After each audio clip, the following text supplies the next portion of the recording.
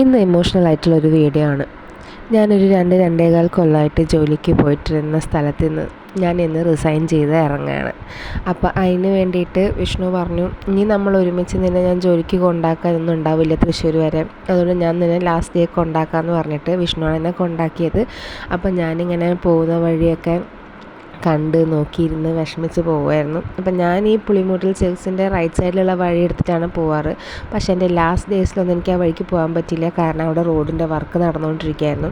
അപ്പോൾ അങ്ങനെ പോകുന്ന വഴിക്ക് പാറമേക്കാവിലും വടക്കുന്നാഥനിലും കൂടി ഞാൻ അവിടെ നിന്ന് ഇറങ്ങാൻ കേട്ടോ എന്ന് പറഞ്ഞിട്ട് ഞാൻ ഷൊർണൂർ റോഡ് സിഗ്നലിൻ്റെ ലെഫ്റ്റ് എടുത്തിട്ടാണ് പോയത്.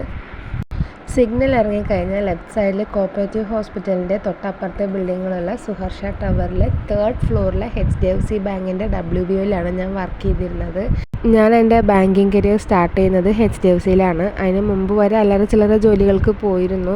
അപ്പോൾ ഒരു സുപ്രഭാതത്തിൽ എനിക്കൊരു കോൾ വന്നിട്ടാണ് ഞാൻ ഈ ബാങ്കിലേക്ക് ജോയിൻ ചെയ്യുന്നത്. ഞാൻ 2022 മെയ് 4-നാണ് ബാങ്കിലേക്ക് ഞാൻ ആദ്യമായിട്ട് ജോയിൻ ചെയ്യുന്നത്. ഇത്രയും കൊല്ലത്തിനിടയ്ക്ക് ഇന്നേ വരെ ഞാൻ അവിടുത്തെ ലിഫ്റ്റ് യൂസ് ചെയ്തിട്ടില്ല. സ്റ്റെപ്സ് കയറ്റാണ് 3rd ഫ്ലോർ വരെ എത്തുക. ചിലപ്പോഴൊക്കെ 4th ഫ്ലോർ വരെ കയറിപ്പോവും. അപ്പോൾ ഈ കാണിച്ച നെക്സ്റ്റ് ബോർഡാണ് എൻ്റെ ഒരു അടയാളമായിട്ട് വെച്ചിരുന്നത്. നമ്മളിങ്ങനെ കയറി ചെല്ലുമ്പോൾ തന്നെ രാവിലെ തന്നെ ചിരിച്ച മുഖമായിട്ട് ഗുഡ് മോർണിംഗ് പറയാൻ വേണ്ടി നമ്മുടെ ബാബു ചേട്ടൻ നിൽക്കുന്നുണ്ടാവും. അപ്പോൾ ഞാനങ്ങനെ കയറിയിട്ട് എൻ്റെ ലാസ്റ്റ് ഡേ ഓഫ് പഞ്ചിങ് ചെയ്യാൻ പോവാണ്. ആരും വന്നിട്ടില്ല. എപ്പോഴും ഞാനും പിന്നെ ഒരു സാറും മാത്രമാണ് നേരത്തെ വരിക. അപ്പോൾ അത് കഴിഞ്ഞ് പഞ്ച് ചെയ്തിട്ട് ഇന്ന് എൻ്റെ ലാസ്റ്റ് ഡേ ആണ്, ഞാൻ പണിയെടുക്കില്ല എന്ന് എല്ലാവരോടും പറഞ്ഞിരുന്ന് അങ്ങനെ വീഡിയോ എടുത്തുകൊണ്ടിരിക്കുകയായിരുന്നു. ആരും കണ്ടൊന്നുമില്ല, അല്ലെങ്കിൽ ഞാൻ വലുതാക്കി എടുത്തേനെ. അപ്പോൾ 2-3 റബ്ബർ ബാൻഡൊക്കെ ഉണ്ടായിരുന്നു. എന്തെങ്കിലും പറഞ്ഞ് കളിച്ചിരിക്കേണ്ടതെന്ന് വെച്ചാൽ അങ്ങനെ ഇരുന്നു. ആൻഡ് അന്നേരം പറഞ്ഞു രാവിലെ തന്നെ ആക്കാൻ സെൻഡ് ഓഫിന്, കാരണം സാറുമാർക്ക് ട്രാൻഡ്രം വരെ പോകണമായിരുന്നു. ആൻഡ് ഇതെൻ്റെ ബെസ്റ്റ് ഫ്രണ്ടാണ് ബാങ്കിലെ ശില്പ ചേച്ചിക്ക് ഭയങ്കര ഇമോഷണലായി. ആര് പോയാലും കഴിയുന്നതാണ് പറഞ്ഞത്, എനിക്ക് വേണ്ടിയിട്ടല്ല, പക്ഷേ ആ കരച്ചിലൊരു സത്യസന്ധത ഉണ്ടായിരുന്നു. അതുകൊണ്ട് ആൾ എന്നെ ഭയങ്കരമായിട്ട് മിസ് ചെയ്യുന്നു എന്ന് എനിക്ക് മനസ്സിലായി.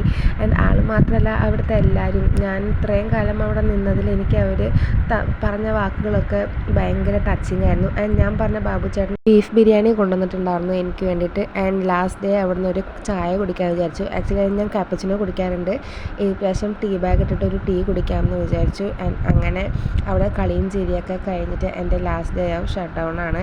ആൻഡ് എനിക്ക് തന്ന പെട്ടിയും കിടക്കെല്ലാം കൊണ്ട് ഞാൻ അവിടെ നിന്ന് ഇറങ്ങുന്നു. അപ്പോൾ ഇറങ്ങാൻ നേരത്തൊന്നും എനിക്ക് വലിയ വിഷമമൊന്നും ഉണ്ടാകുന്നില്ല. എനിക്കത് ഫസ്റ്റ് ഡേ മാതിരിയാണ് തോന്നിയിരുന്നു. പക്ഷേ ബാഗൊക്കെ എടുത്ത് ഇറങ്ങി വന്നപ്പോൾ എനിക്ക് ആകെ വിഷമമായി. ഞാൻ വീട്ടിൽ പോകുന്ന നേരത്ത് ഭയങ്കര കരച്ചിലായിരുന്നു. പക്ഷെ അതാരും കണ്ടില്ല, എനിക്ക് മാത്രമേ അറിയുള്ളൂ.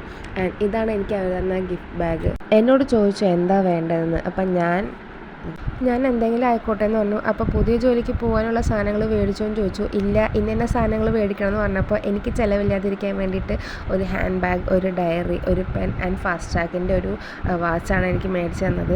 അപ്പോൾ എൻ്റെ ഭർത്താവിൻ്റെ പൈസ വീണ്ടും പോക്കറ്റിൽ തന്നെ. അപ്പം ഞാൻ ഇതൊക്കെ കൊണ്ട് ഭയങ്കര എമോഷണലായി, സൂപ്പർ ഹാപ്പിയായി.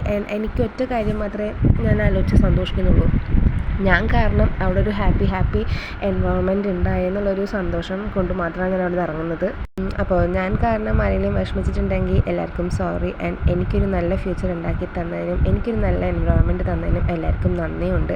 ഒരാഴ്ച റെസ്റ്റിന് ശേഷം പുതിയൊരു ജേർണിയിൽ കാണാം. So അൻറ്റിൽ the next time, it is Tata and bye from me.